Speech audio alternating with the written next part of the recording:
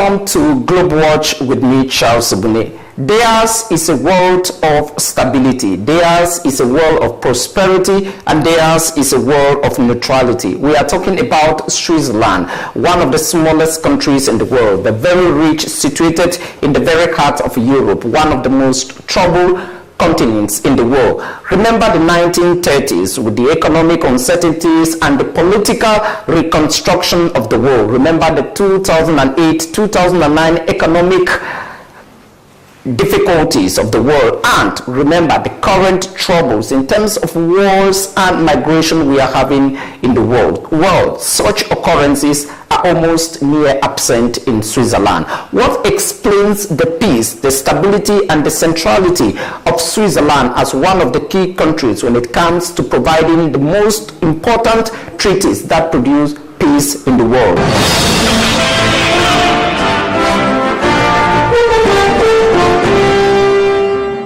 Pietro Lazzeri, welcome to Globe Watch. Thank you very much. If I have to count the stability of Switzerland, it spans plus a century and a half. In a continent where wars like World War I, World War II, the Balkan Wars, and others you can name in Europe, including the dislocation of the Soviet Union, all of these episodes have happened just beside you. What explains your keys to success of stability? Well, Switzerland has not always been as stable as now or peaceful. Centuries ago, we were a country exporting mercenaries. But from, I would say, 1515 exactly, the Swiss neutrality shapes our foreign policy. And of course, we also have internal reason. In Switzerland, we develop bottom-up governments with two big priorities. The first is to take into account the diversity of the country. And the second one, we tend not to concentrate power in just one hand. So, over the history, we had very brave neighborhoods in Europe, and we tried to balance. The last war was a small civil war in 1847, and since that date, we always keep peace. So a very good balance, and a smart balance, I would say, between internal and foreign affairs. I just wonder how you will be surrounded by great nations like Germany, you will be surrounded by countries like France, you will be surrounded by countries of the Nordic poles, and then you are not involved in all these tumultuous parts of Europe. Are you a heaven on earth? No, we don't. For centuries, we have been fighting.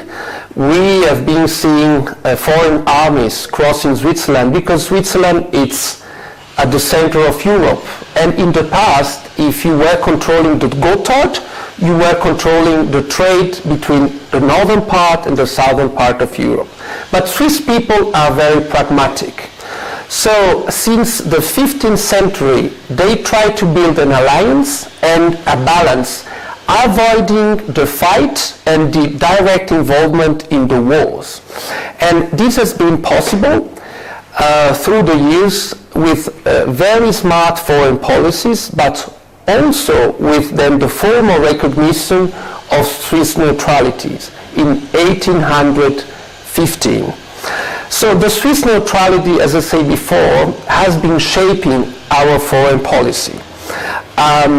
In the past, we used to call it an armed neutrality because we do have an army, but our army cannot be deployed overseas. And the neutrality principle is a part of our constitution, and I would say part of the political landscape. You cut across Europe.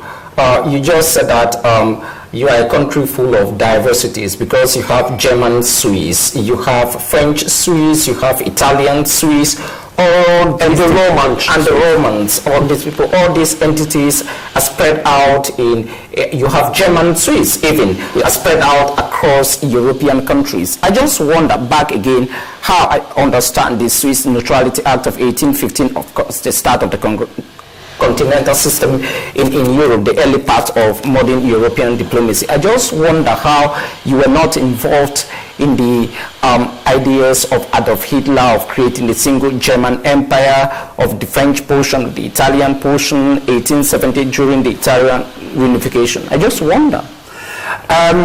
This is a key question for Switzerland. If we take the period between the First World War and the Second World War, neutrality were badly needed because, of course, in the Swiss-German part, we had some part of the population looking more at Germany, other part of Switzerland looking more at France, and of course, the external power were looking at Switzerland, for example, Mr. Mussolini, why not annexing the Swiss-Italian part? But neutrality was a fundamental principle to not get involved and to try to balance between the different powers and to have, it's a principle which is very important nowadays as well, to have an independent foreign policy. But of course we suffer the consequences of the Second World War and of the First World War. The next question I would like to put to you is, what does Switzerland, or what does it really mean, your neutrality policy in international relations? Because this is not the first time we have been having the principle of neutrality or a kind of isolationism in what is happening. Most of these agreements were not respected because the Belgians can equally tell you that what theirs was in 1830 with the recognition of Belgian independence or whatsoever. What makes the Swiss neutrality foreign policy principle more of a success story than others? Yes, I think it's a very specific case because in our case neutrality doesn't mean that we are not getting involved. We don't stay in our mountain close to our place and we don't go out. And this not only for political reason, for economic reason. We have a very important trade overseas. We need to maintain and protect our interest. But our neutrality allows us to create bridges between conflict parties, to talk to everyone, to talk to everybody, and to project our two main foreign political features: promotion of human rights and democracy, and promotion of peace and stability. Without neutrality, it would have been impossible, for example, to negotiate peace or to represent foreign powers overseas. Switzerland is representing, for example, diplomatically, Iran to Saudi Arabia and Saudi Arabia to Iran. This is because Switzerland is also neutral. It's not the only case. We do the same between Georgia and Russia, and Cuba and the United States. And that takes me to one of the complexities of your nation, which is situated in the middle of Europe. Your neutrality policy, is it one of the key reasons that most international peace treaties or negotiations or conferences take place in your country? I don't understand. I think neutrality is a part of it, but not the only one. I think we have an ancient and old tradition of hospitality and a humanitarian tradition. Geneva, I would say, it's the humanitarian capital of the world. When you talk to the French, they will tell you that they are the most hospitable nation on earth. When you talk to the Americans, they will tell you that they are the most hospitable nation on earth. If you talk to the South Koreans, they will deliver the same diplomatic language to you. I just wonder, the Iranian nuclear deal, for example, was concluded almost in Geneva. Nearly everything which has to do with the composition of the global peace environment takes place in Switzerland. What is the magic? Yes, I think, as I told before, I think hospitality is one, skills is the other, and Swiss people are very discreet. And over the years, we developed what we call the mediation, This capacity to host complicated talks in a very discreet ways. This is key when you have two partners who at the beginning, they don't have something fundamental, trust. And whether in Geneva or in Bern or in Zurich or in Lausanne, we offer this capability, but we also have a skilled diplomatic community. So in our foreign service, we train mediators. We offer to the international community this expertise. It's not only the location, it's all the package we are offering, which was interesting. And in the past, it worked. Look, during the Cold War, I mean, in Geneva, even if the major power were fighting, there was space for dialogue. There was space for dialogue. Can you explain to me the value of being discreet to succeed in diplomacy? Because most of what we have in modern diplomacy is what they call public diplomacy, best exemplified by the Americans and the French and the British.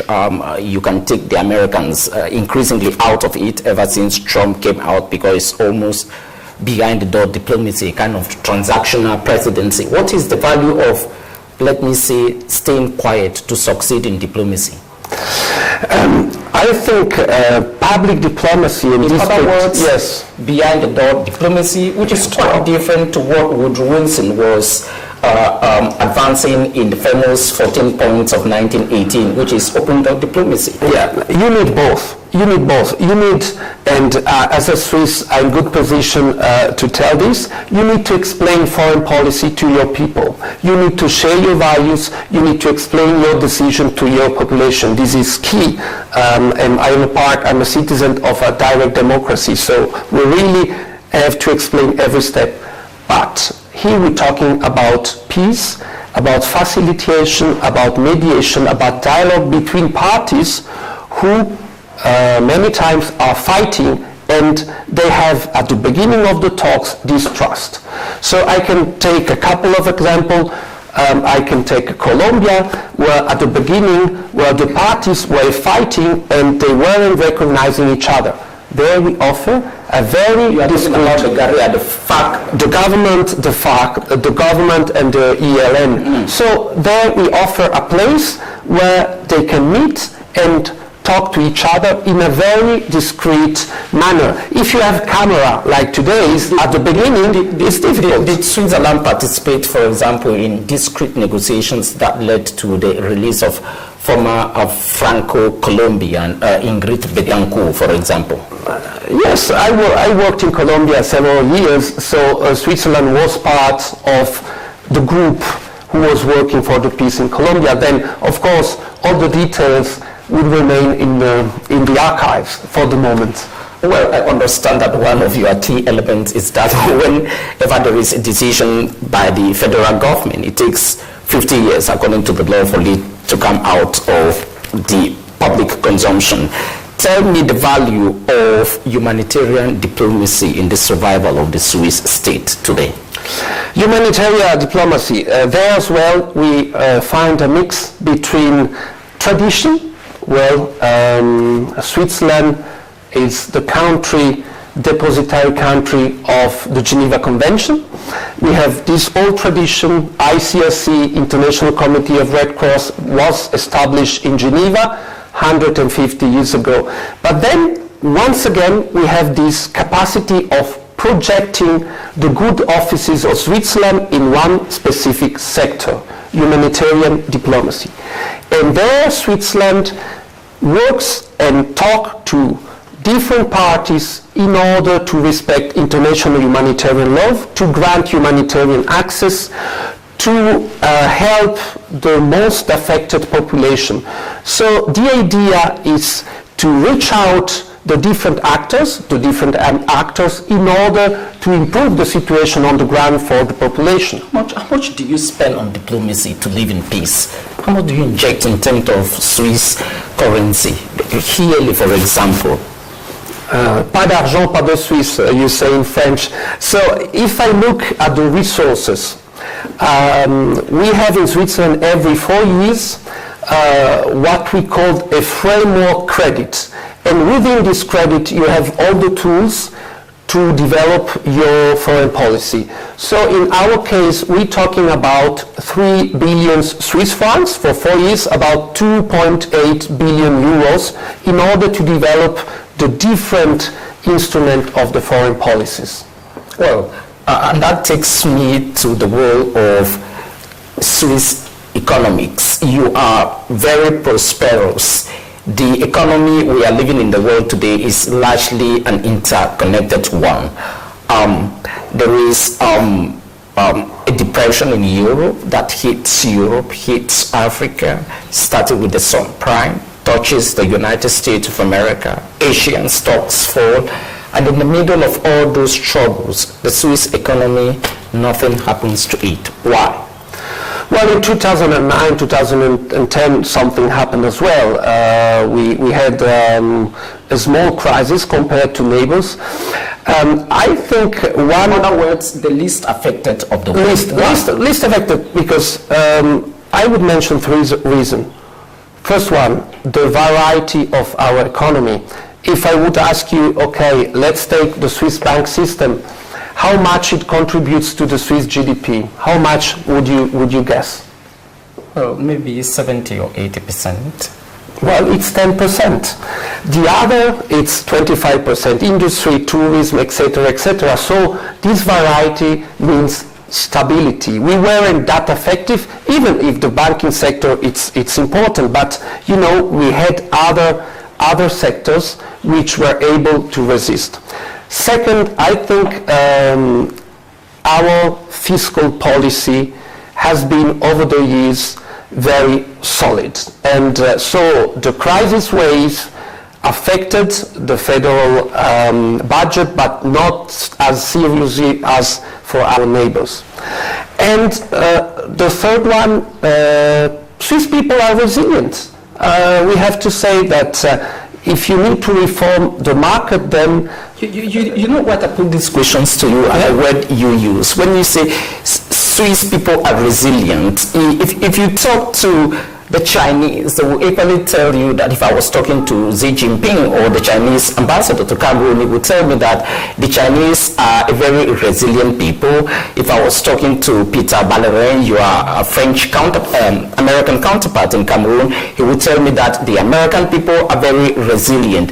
The question is, how unique is the resilience of the Swiss people when it comes to crisis? 1930 depression, nothing happens to Switzerland. If you look at the list of the World Economic Forum, are you the Jesus of the world in terms of living? In terms of competition, we are the most competitive land in the world. And we are as competitive as we are at the moment because we are flexible, we have a good formation, and we are able to create jobs very fast. So when you talk of training, you know, when they are citing the best universities in the world, they don't start with Swiss schools. You hear of Harvard, you hear of Yale. No, I must correct you. We are in the top 10. We are in the top 10. But you hear of Oxford. I mean, the big names of the universities we are in the world, they are not in Switzerland. You hear of Sorbonne and whatsoever. That is my question. No, it's not correct because the Federal Polytechnic of Lausanne and Zurich are in the top 10. And we have another secret, the vocational training. There, you know, we Swiss, we tend to be humble, but here I must be a bit arrogant and to say we have one of the best vocational training systems all over the world, which, by the way, we try to not to export, but to share with our Cameroonian friends. Well, diplomatic arrogance is accepted in most circles across the world. Absolutely. You just touched the banking sector, and that is where one of the key elements of controversies when it comes to Switzerland is concerned. Most Africans in particular think that Switzerland is the best example of hoarding money of dictatorial governments, and that they come and spend days and months and years in your country where they call it black money or back money. How do you feel when you hear each time people tag Switzerland with keeping other people's money? This is an inevitable question. I like it very much. Let's take the African map. And I start by your neighbors, Nigeria, then we go to Angola, then we go to DRC, then we go to Tunisia, Egypt, and so on. These are all examples of countries which have been receiving back the money which was sent to Switzerland illegally. So we have an incredible tradition and now a pioneering position of restituting money to the African Why people. don't you have a mechanism to prevent that money from coming the We do have it since 2009, and with the new law of 2016, we have mechanism. We don't want and we don't need dirty money in Switzerland, definitely. Well, you don't need dirty money in Switzerland. I want to ask a question which has to do with what are the key priorities of the Swiss foreign policy establishment today? There are so many troubles in the world: climate change, the migration issue, international monetary balance. Where is your priority today? I start off by the Constitution. The federal Constitution has two overarching priorities. The first one is to promote and conserve the welfare in Switzerland, and the second one is to maintain independence. And in order to doing it, we have four main goals. The first one is to promote the fight against poverty and need. The second one is the promotion of human rights and democracy. The third one is the promotion of peace. And the last one is the preservation of natural resources. To do it, then we have priorities which are laid out every 4 years by the government. And at the moment we have four main priorities in this very complicated and complex world. The first one, we are surrounded by Europe to have good relationship with our neighbors and the European Union. The second big priorities of our foreign policy are the partnership with the global players, the BRICS, the US, Russia, China, etc. And the third one is a contribution to the peace and stability, the bridge function I was mentioning before. And the last one, we promote durable development and prosperity to the world. There is an element of Swiss culture that people probably want to understand. This is a country that doesn't have troops abroad. I wonder how the Swiss Guard protects the Pope. The Swiss Guards. I spent 4 years in Rome, so it's a topic that I know quite well. The Swiss Guards are the first army which existed in the world. They were created in the 16th century. They are with Swiss citizens. They are Catholic, but they take order from the Pope, not from the Swiss army. So it's an interesting phenomenon. How did it develop?